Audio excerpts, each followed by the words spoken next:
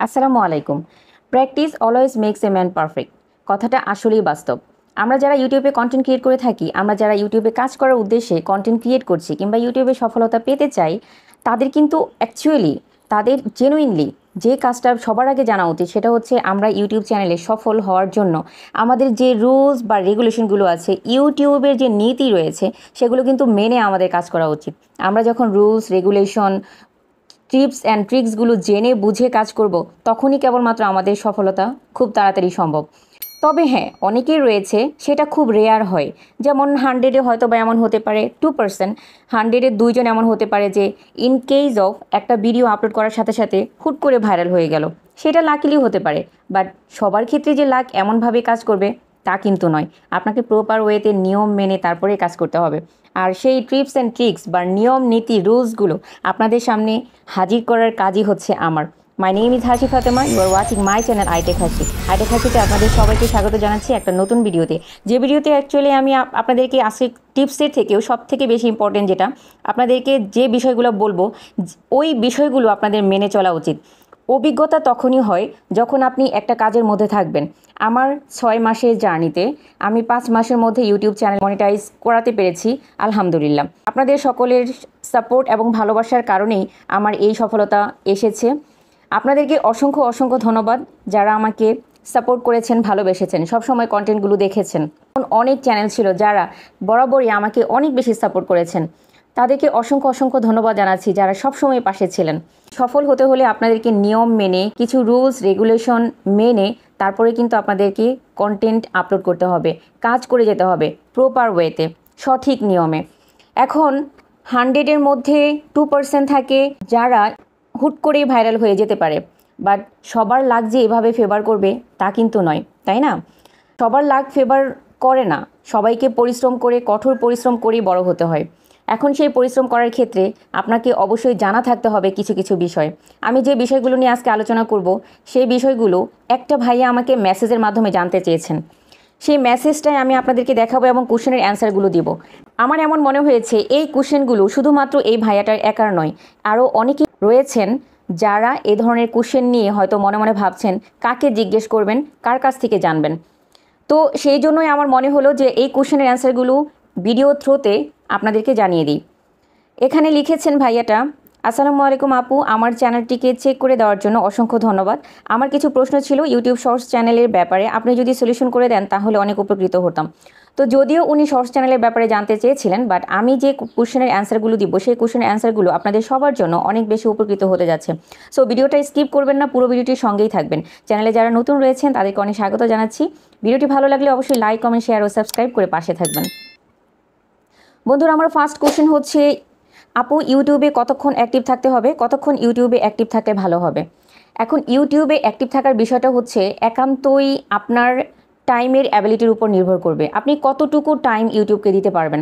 আপনি যদি অনেক বেশি টাইম দিতে পারেন, সম্ভব হয়, তাহলে অবশ্যই ম্যাক্সিমাম টাইম আপনি ইউটিউবে দিবেন। আর সেটা কীভাবে দিবেন? আপনি কন্টেন্ট ক্রিয়েট করবেন, আপনার কন্টেন্ট রিলেটেড কন্টেন্টগুলো অ্যানালাইসিস করবেন।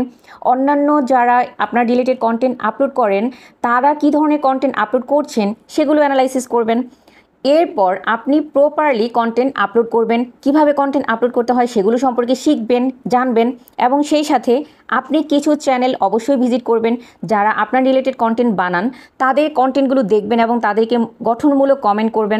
আপনার গঠনমূলক কমেন্ট দেখে তারাও যেন আপনার চ্যানেলটা ভিজিট করে। যখন নতুন নতুন কোনো ভিউয়ার্স আপনার চ্যানেলকে ভিজিট করবে তখন কিন্তু অবশ্যই আপনার চ্যানেলের রিচ এবং এঙ্গেজমেন্ট বেড়ে যাবে। সেই সাথে তারা যদি ভিউ করে, ফুল ওয়াচ করে তাদের ভালো লাগে, তাহলে কিন্তু অবশ্যই আপনাকে সাবস্ক্রাইব করে দিয়ে যাবে।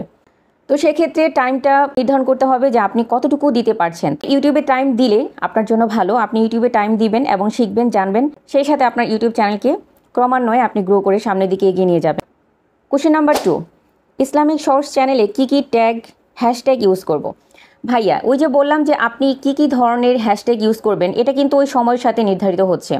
আপনি আপনার ইউটিউব চ্যানেল যদি ইসলামিক রিলেটেড হয়, ইসলামিক শর্টস চ্যানেল হয়ে থাকে, তাহলে আপনাকে অ্যানালাইসিস করতে হবে অ্যানাদার ইসলামিক চ্যানেলগুলো কী ধরনের হ্যাশট্যাগ ইউজ করছে, কোন ধরনের হ্যাশট্যাগ ইউজ করে ইসলামিক চ্যানেলগুলোর ভিডিওগুলো ভাইরাল হচ্ছে, ওই ধরনের হ্যাশট্যাগুলো আপনি ব্যবহার করবেন। আর সেই সাথে hashtag shorts, hashtag IT shorts, এই ধরনের কিছু শর্টস রয়েছে, hashtag YouTube video, hashtag YouTube shorts, এই যে বিষয়গুলো, এই ধরনের কমন কিছু হ্যাশট্যাগ তো আপনি 100% ইউজ করবেন। সেই সাথে হ্যাশট্যাগ ইসলামিক, শর্টস ইসলামিক, এই ধরনের হ্যাশট্যাগুলো ব্যবহার করতে পারেন। ওই যে আপনাকে আরেকটা কথা যেটা বললাম, আপনি অবশ্যই যাদের কন্টেন্টগুলো ভাইরাল হচ্ছে, যারা প্রচুর পরিমাণে ভিউ জেনারেট করতে পারছে, তারা কোন ধরনের হ্যাশট্যাগ ব্যবহার করেছে এটা অবশ্যই আপনাকে অ্যানালাইসিস করতে হবে এবং রিসার্চ করে বের করতে হবে। কোশ্চেন নাম্বার 3, ইউটিউবে 24 আওয়ারে কয়টা ভিডিও আপলোড করতে পারবো এবং কোন সময়ে আপলোড করতে পারবো, সময়টা একটু বলে দিবেন। আচ্ছা, এই কোশ্চেনের অ্যান্সারটা হচ্ছে, আপনি বলেছেন ইউটিউবে 24 আওয়ারে কয়টা আপলোড করতে পারবো। শর্টস যদি হয় তাহলে আপনি সর্বনিম্ন 3টা, সর্বোচ্চ আরও অধিক করতে পারেন। আসলে সর্বোচ্চ কতগুলো আপনি কন্টেন্ট আপলোড করবেন এমন কোনো বাধা ধরার নিয়ম নেই যে আপনি এতগুলো কন্টেন্ট আপলোড করতে পারবেন। আনলিমিটেড কন্টেন্ট আপনি আপলোড করতে পারবেন, কিন্তু একটা কোয়ালিটি কন্টেন্ট আপলোড করতে চাইলেই কিন্তু সহজেই সারাদিন কন্টেন্ট আপলোড করা যায় না। আপনাকে কন্টেন্ট মেক করতে হবে, সেটাকে প্রপার এডিট করতে হবে, সেজন্য আপনাকে প্রচুর সময় দিতে হবে। এই কারণে আমি বলছি যে সর্বনিম্ন অন্তত শর্ট যদি হয় 3টা আপলোড করবেন, আর যদি লং ভিডিও হয় তাহলে অন্তত দিনে একটা আপনি আপলোড করার চেষ্টা করবেন। প্রপারলি ভিডিওটাকে এডিট করে দেন হচ্ছে আপনি প্রতিদিন একটা লং কন্টেন্ট আপলোড করার চেষ্টা করবেন। কোশ্চেন নাম্বার 4, ভিডিও আপলোড করার সময় কতক্ষণ পর্যন্ত আনলিস্টেড রাখতে পারবো বা কতক্ষণ পর্যন্ত রাখলে ভালো হবে। Good question. দেখেন, আপনি কোশ্চেন করেছেন, সবার জন্য এই কোশ্চেনের অ্যান্সারটা, ভিডিও আপলোড করার সময় কতক্ষণ পর্যন্ত আনলিস্টেড রাখতে পারবো বা কতক্ষণ পর্যন্ত রাখলে ভালো হবে। আপনারা একটা খেয়াল করে দেখেছেন কিনা আমি জানি না, আপনারা যদি না দেখে থাকেন তাহলে অবশ্যই খেয়াল করবেন। আপনারা যখন কন্টেন্ট আপলোড করেন কিংবা আপনারা যখন আনলিস্টেড করে টাইম দিতে চান, যখন আপনি শিডিউল করতে যান একটা কন্টেন্টে, তখন আপনি খেয়াল করে দেখবেন, আমরা যখন টাইম সেট করতে যাই তখন একদিন পরের টাইমটাকে কিন্তু আমাদেরকে সিলেক্ট করার জন্য বলা হয়। ইউটিউব নিজে থেকেই একদিন পরের টাইমটাকে, মানে পরবর্তী ডেটাকে সিলেক্ট করে দেয়। কেন সিলেক্ট করে দেয়? কারণ আনলিস্টেড করে রাখার জন্য একদিন, মানে 24 ঘন্টা বা 12 ঘন্টা ওরা সিলেক্ট করে দিয়েছে, ইউটিউব নিজে থেকে সিলেক্ট করে দিয়েছে। তো সেই ক্ষেত্রে বোঝা যায় যে একটু লং টাইম যদি আপনার কন্টেন্টটাকে আনলিস্ট করে রাখেন, আমার মনে হয় এটা ইউটিউব অ্যালগোরিদম ভালো করে রিড করতে পারে যে আপনার কন্টেন্টটা কোন ক্যাটাগরির, কোন ধরনের দর্শকের কাছে আপনার কন্টেন্টটা পৌঁছানো দরকার, সেটা অ্যানালাইসিস করার জন্য ইউটিউব অ্যালগোরিদম নিজে থেকে একটা সময় পাচ্ছে।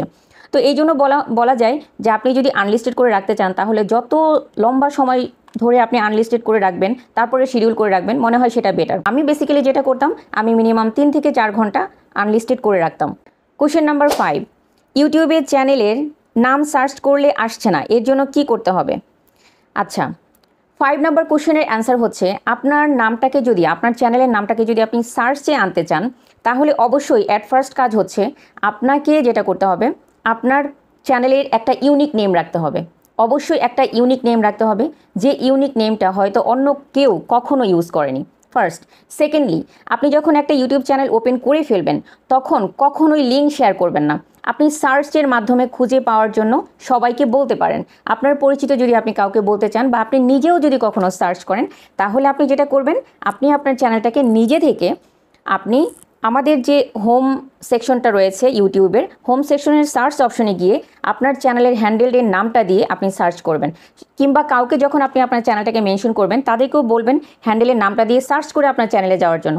এতে করে আপনার চ্যানেলটা সার্চে যাবে অনেক তাড়াতাড়ি। কোশ্চেন নাম্বার 7, শর্টস চ্যানেলে লাইভ করলে কি ভালো হবে না কোনো প্রবলেম হবে, করলে কি সুবিধা আছে না কোনো অসুবিধা আছে।